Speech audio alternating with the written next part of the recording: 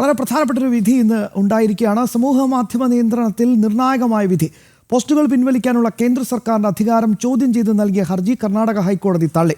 സമൂഹ മാധ്യമങ്ങളെ നിയന്ത്രിക്കണമെന്നും അരാജകത്വത്തിന് വിട്ടുകൊടുക്കാനാകില്ലെന്നും കർണാടക ഹൈക്കോടതി നിരീക്ഷിച്ചു. വിവരങ്ങളുമായി എസ് ശ്രീകാന്ത് ചേരുകയാണ്. ശ്രീകാന്ത്, എത്രത്തോളം നിർണായകമാണ് ഈ വിധി? എക്സിന് വലിയ തിരിച്ചടിയാണ് ഇപ്പോൾ സംഭവിച്ചിരിക്കുന്നത്. സമൂഹ മാധ്യമ നിയന്ത്രണത്തിൽ നിർണായക വിധി കർണാടക ഹൈക്കോടതിയിൽ നിന്നും വന്നിരിക്കുന്നു.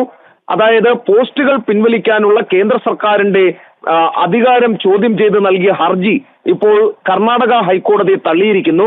എക്സിൽ നിന്നും കേന്ദ്ര സർക്കാരിനെതിരായ അധിക്ഷേപ പരാമർശങ്ങൾ പിൻവലിക്കണം എന്ന നിർദ്ദേശം നേരത്തെ തന്നെ കേന്ദ്രം നൽകിയതാണ്. അതിനെതിരെ നൽകിയ ഹർജിയാണ് തള്ളിയത്. സമൂഹ മാധ്യമങ്ങളെ നിയന്ത്രിക്കണമെന്ന് ഹൈക്കോടതി പറഞ്ഞിട്ടുണ്ട്.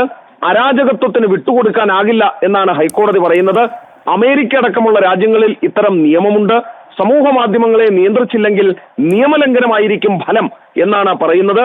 രാജ്യത്തെ നിയമം എല്ലാ സമൂഹ മാധ്യമങ്ങളും പാലിക്കണമെന്ന് കർണാടക ഹൈക്കോടതി ചൂണ്ടിക്കാട്ടുന്നു.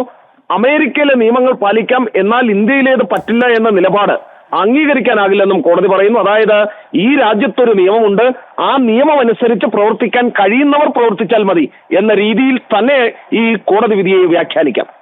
എസ് ശ്രീകാന്താണ് വിശദാംശങ്ങൾ നൽകിയത്.